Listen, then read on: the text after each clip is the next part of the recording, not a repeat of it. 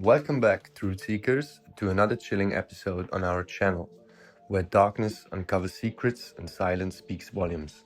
Here, we dive headfirst into the shadows of the unknown, unmasking the veil of deception. Every crime scene tells a story, every conspiracy theory a hidden truth. As we journey together into the abyss of humanity's darkest corners, remember, the truth is often stranger than fiction. This is your safe space to question, to doubt, to challenge the narratives you've been told. So, buckle up, keep your mind open, and your eyes peeled. Are you ready to challenge your perceptions? Are you prepared to uncover what lies beneath?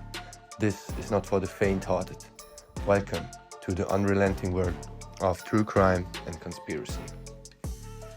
Once upon a time in the heartland of South America, a shadow cast its ominous presence over the land. This is the chilling tale of Pedro Alonso Lopez, a man who would become known as the Monster of the Andes. Born in 1948 as the seventh of 13 children in Santa Isabel in the central Colombian province of Tolima, Pedro's early life was marked by tragedy. His father died 6 months before he was born. His mother, who had to take care of the family on her own, had no chance but to work as a prostitute. He would often witness the brutal behavior his mother's clients showed, being only a few feet away and only separated by a curtain. He was kicked out by his mother at the age of 8 after he sexually assaulted his younger sister. Soon, Pedro was picked up by a pedophile and suffered abuse and neglect, which twisted his mind and laid the foundation for the horrors that would follow. As Pedro grew older, his dark desires intensified. He developed a fixation on violence and death, finding pleasure in the suffering of others. His twisted fantasies consumed him, and he began preying upon innocent victims. He lived as a street kid in Bogota. At 18, he was imprisoned for stealing a car, where he was raped again by 4 older fellow inmates. Lopez did not report his rapists, but killed 3 of them within the next 2 weeks. In 1978, Lopez was released from prison and began traveling throughout Colombia, Ecuador, and Peru, where he kidnapped, raped, and murdered little girls. After committing a crime against a 12-year-old girl, who was never seen again afterwards, and having already been briefly imprisoned for attempted kidnapping of a 9-year-old, he was arrested again. For a full decade, Pedro embarked on a murderous spree that would claim the lives of hundreds. His preferred targets were young girls, often impoverished and vulnerable. He would lure them with promises of food, money, or shelter, exploiting their desperate circumstances. Once he had gained their trust, he would lead them to remote locations where he would unleash his sadistic desires.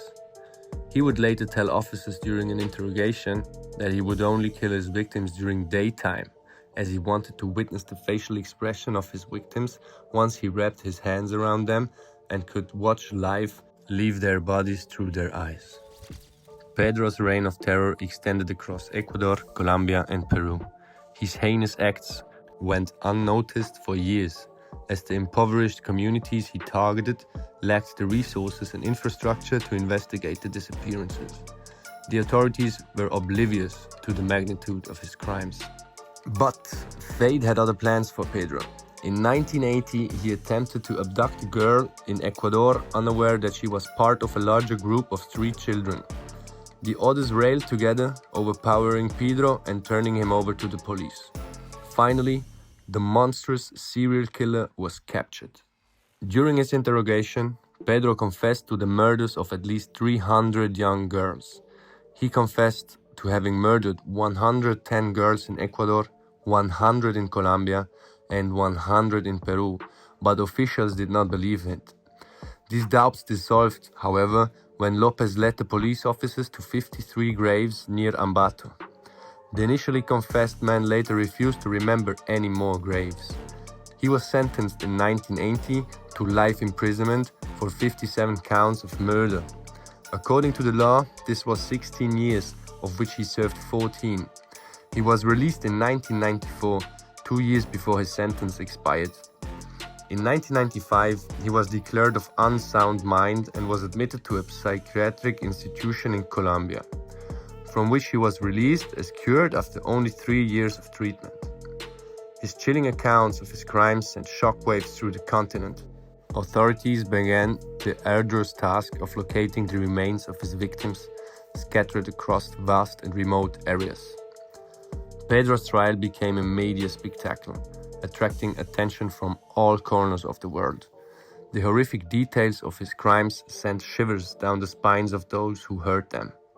In 1983, he was found guilty of multiple counts of murder and was sentenced to prison. Years turned into decades, and PEDRO's name faded from public consciousness. Behind bars, he remained a symbol of evil incarnate, a reminder of the darkness that can lurk within the human soul. The magnitude of his crimes and the lives he extinguished will forever haunt the memories of those affected.